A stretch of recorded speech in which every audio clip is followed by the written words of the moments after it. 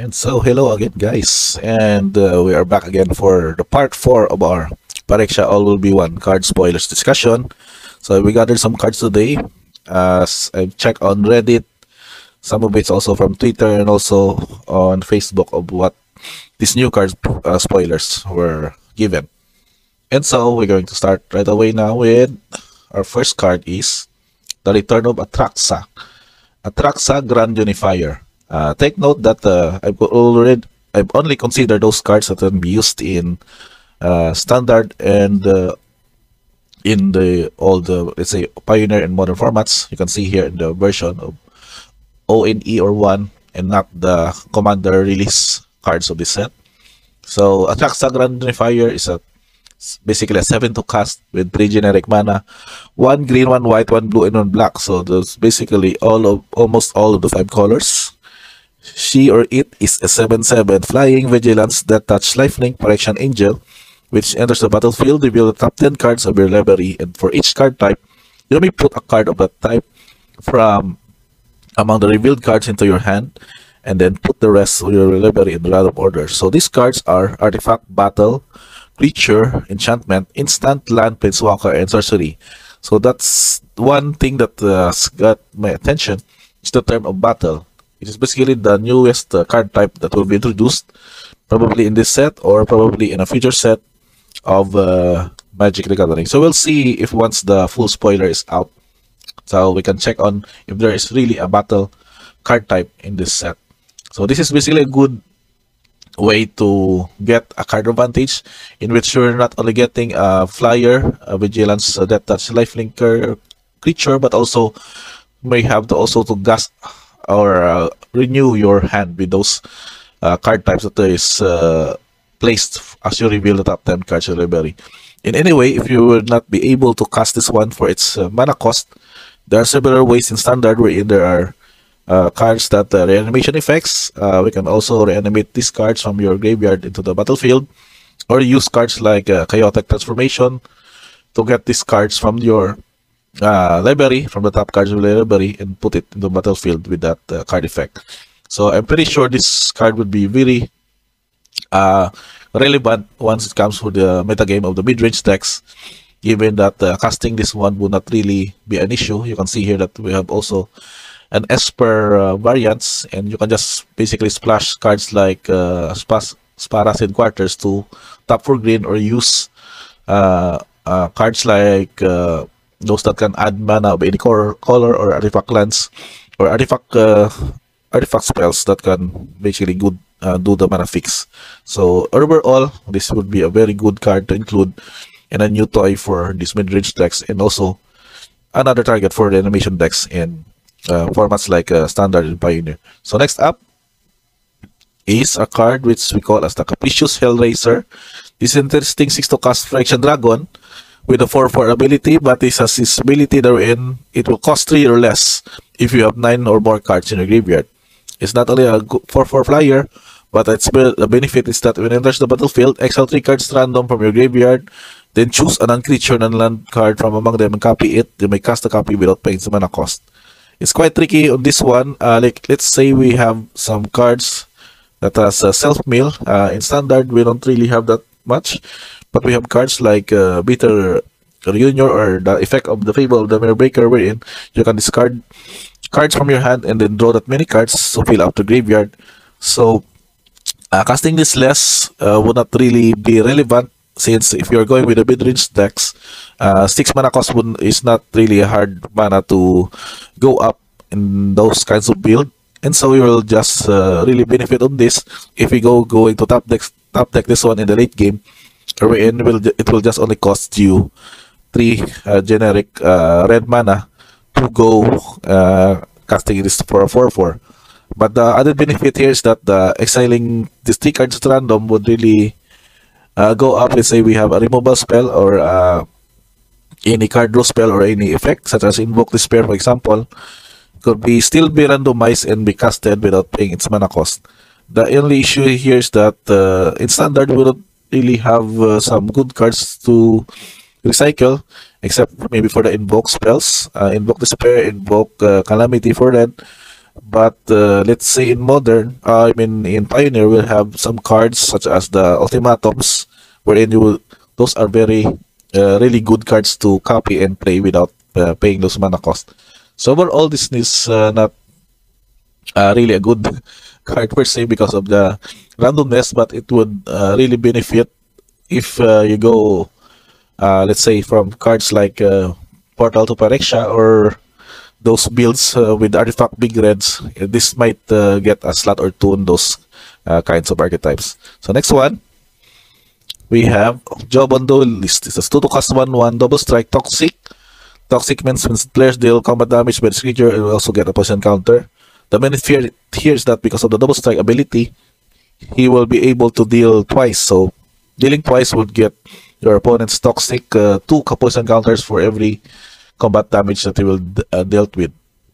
Only the best thing here is that the play around the kind of build for this one would be to add cards like Audacity, for example, to making sure that you will get more power to be able to deal uh, a very high rate of double strike damage. At the same time, if you would go with the toxic route, in case that your deck would have some effects such as proliferate to double or add counters of that kind, or the poison counters of your opponents, then that would be another route for this deck, for this card to be have in the deck. For any card value, it is the Bertuso would be the more valuable than this one, but in case that you are going with, for example, a green-white infect kind of a toxic kind of a aggro deck, then this will be your best 2-drop for that one. So next up, we have Zenith Chronicler. This 2 to cast 3/1 Phyrexian Construct with this ability that whenever player casts their first multicolored spell its turn, each other player draws a card. The only good thing here is that it would be good against three-color matchups. Like say in standard, we don't really have those kind of builds. Let's unless we can say with the Greek Sys decks, since they have their 2 drops and 3 drops that are multicolored, then you can also benefit on those. But on typical deck builds, this is just a purely 3/1 generic creature, artifact creature that can just attack early on damage, but sadly can be jump blocked by mere 1/1 tokens that they can easily be killed. So this one will standard wise would not really be benefit in this kind of meta game, but I'm not sure in Pioneer if we can have this one to be one of the relevant card draw effects in those kinds of decks. Okay, next we have Monument to Perfection. This is 2 to cast artifact with the activation of pay 3 colorless or generic top search library for a basic spear or locus land card, reveal it and put in your hand and shuffle. It also this ability wherein you can pay 3, it becomes a 9/9 Phyrexian Construct artifact creature. Loses abilities engage retrieval toxic 9. Activates only if there are 9 or more lands with different names among the basic spear and locus lands you control.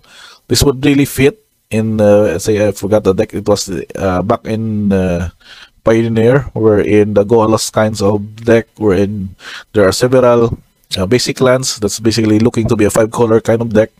Basic lands and other land types with different names that this card would be really benefit. So in that kind of deck archetype, this can be a good inclusion because it's not only gets you to fix your lands and also have you to search your any spear or locus land cards at the same time, becomes a win condition in the late game. So utility card early on in a good win condition would also be a very good inclusion to those kinds of ramp decks or late game big spell or kind of decks.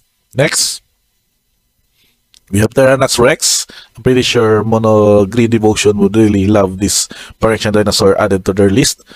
This is a 7 to cast 8/8 Phyrexian Dinosaur.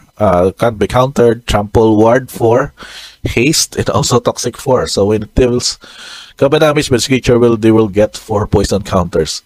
So the alternate way for you to win on this one would just trample out your opponents, or if they would still be alive, for example, because of life gain effects, then their Toxic 4 will basically the doom for them.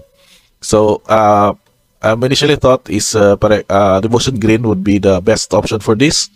Next also would be for the other ramp decks, let's say some Bant ramp or red green ramp kinds of decks would also go with this. In standard, there isn't really a good mono green deck at the moment, but I'm sure Jan would have this one as their kind of pilot creature, or let's say their mascot kind of creature for this one, and also have this as a lone win condition in case that there are several ways that you can just basically reanimate this one and use Takinuma to get its back in case that this would be killed, for example, with the sacrifice effects.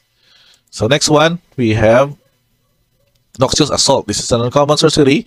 Creatures you control gets possible stone end of turn. That is for 5 mana cost.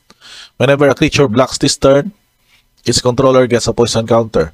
This is just basically a cheap overrun effect. I'm not really sure it would be very beneficial because the most creatures would probably, in a way, would jump block. It makes sense, but mostly if you go with the Alpha Strike setup, it would just become just basically cast this one and then attack for the win with with opponent's minimal creatures that can just jump block or get in the way of your damage. So in this way, this is more of a win more card setup, which I think would not really have to be a way to get your poison counter route for this if ever you're going with the infect or proliferate type of a toxic type of deck strategy. So next one we have Apostle of Invasion. This is 6 to cast 4/4 flying corrupted Apparition Angel. As long as an opponent has 3 or more poison counters, it has double strike. So again, another benefit for kind of toxic build strategy of the deck, but I think this would just be a filler, and maybe in limited type of scenario, this would be really become a good late game win condition because of the flyer effect, and then basically double strike would deal 8 damage, but then early on it would just be a clunky 6 to cast 4/4 flyer if you are not going with the corrupted route on this one. But still, standard wise, I'm not really sure if it would see gameplay in those kinds of decks. Next is Evolved Spinoderm. This is a 4 to cast 5/5, enters the battlefield with 4 oil counters. It is also a Phyrexian beast per se. Evolved Spinoderm has trample as long as it has 2 fewer oil counters on it. Otherwise, it has Hexproof. So basically, this is like a Blastoderm. Reminds me of that old card, and because of the term or so. At the beginning of upkeep, you may remove a counter on it, the oil counter, and if there's no oil counter on it, sacrifice it. So basically, this is the same with that of the Blastoderm, except that it has a few options for you because early on, it has Hexproof, then later on it becomes Trample. So a very good 4-drop per se. 5/5 could be good in some red-green Stampy, or in Pioneer would not really be advisable because of it would not really stay in the battlefield.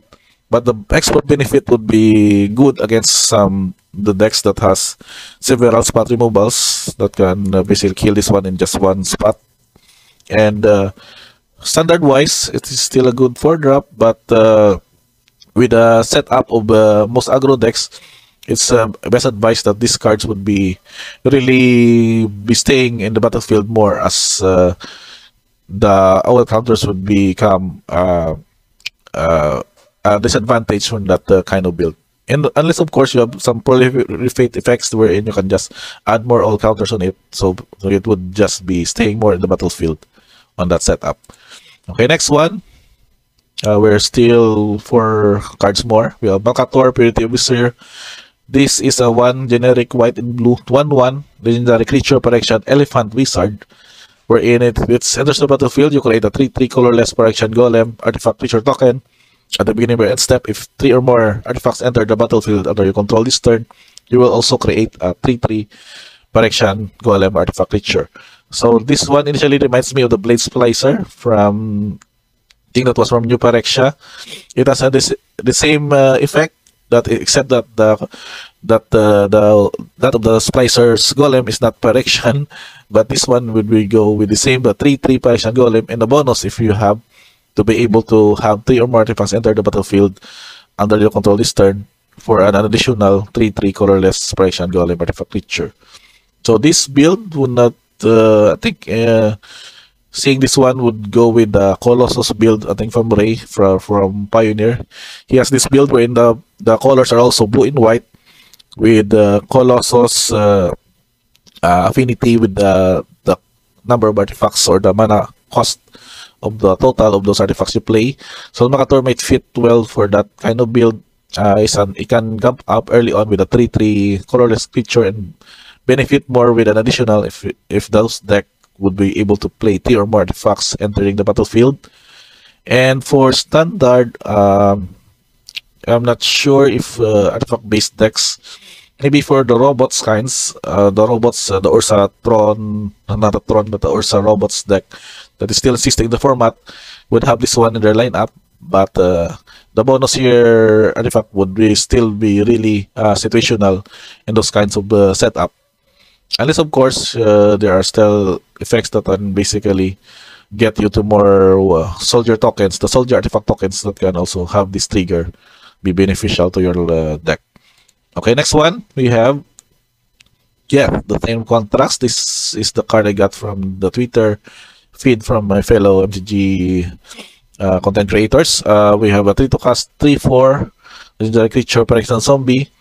This has the effect that when other creatures you control gets -1/-1. That's very kind of a disadvantage for your if you're going with the aggro build. But this effect would not really matter because of this ability wherein you can pay 1 black tap, return a creature card from your graveyard to the battlefield. It gains if the creature would leave the battlefield, exile it instead of putting it anywhere, and activate on its sorcery. So this is not only a 3-drop per se, but can also do some recursion abilities. Remember discussed earlier, the first part was with the new Atraxa. This would also good in reanimating those cards to get you the benefit of having them their ETB abilities, and not only a good way to cheat them early on from your graveyard. So this disadvantage that this would exile them would not really matter because you've also already got the ETB effects at the least, and at the most you can also be a good attacker in your setup, and the -1/-1 would not really matter on that one. So imagine there are several cards in standard that can be very good to return to the battlefield. We have some Titan of Industry. We have some late game Colossus. Imagine also the new Tyrannosaur Rex Phyrexian Dinosaur could also be reanimated by the disability. So Geth would be really good in John midrange in standard. In Pioneer would also get to have a role in most mid-range decks that has some ETB effects of their creatures in this setup. So if your example you would play Abs and Rhinos in Pioneer, then Geth would be a good way to have those cards to be returned back to the battlefield. Okay, next. And basically we're last 2 cards. Name Racer Paladin, another filler for the uncommon slot. It is a 5 to cast 4/4 Toxic 2 Phyrexian Knight. When deals damage, you get 2 poison counters of the creature, and when it enters the battlefield, return target creature card with mana value 3 or less from graveyard to your hand. So another way to just return to a gas back to your hand, your early creature threats would be die or get discarded. So only a good 4/4 in this way in limited because of the 5 to cast 4/4 ability. But play wise in constructed, I'm not sure if we would get a slot because of there are several also 5 drops that are very beneficial, has more card advantage provided other than this one. And last but not the least is our card, the return of an old mechanic, which it's not really an old, but it's a similar ability with that of the card that was banned a long time ago. The banned card was Mental Misstep, and this one is minor, minor misstep on the name. If you want to cast instant counter target spell with mana value 1 or less. So legacy wise, this would be a very beneficial card of countering not only those 1 mana value rock, or let's say the card draw effects, or any value with 0 value. Let's say the boxes can also be countered by this card. And legacy in the older formats would be really having this one as their best new inclusion in their decks. For example, for Delver kind of decks for blades, or the stone blade kind of setup, would also have this one in their lineup of wall of counter spells, as we can say. So in standard Pioneer, I'm not sure if it would see play because of standard decks mostly going wide. But in case Mono Blue would have this one as a counter spell against maybe some 1-drops or several 1 mana cost removals to protect their Delver, that would be really some sort of a scenario that we can see. And Pioneer, maybe for other aggro decks or other combo decks that can be countered by this one in that scenario. So that's basically the wrap up for this batch. We can have more previous part 5, but I think the spoiler is very nearing now to completion. And by this one, the release would be in February 1st week, I think. But we'll see more. Maybe on part 5 we'll have some discussion on commander cards, which kind of really complicated to discuss, but we'll see its potential and my idea of the multi ADH commander format in this in our local tournament scenes. So don't forget to like and subscribe and notifications on for this one for more Phyrexia World Review 1 card spoilers discussion. And thank you for watching this video, and until the next time, guys, see ya.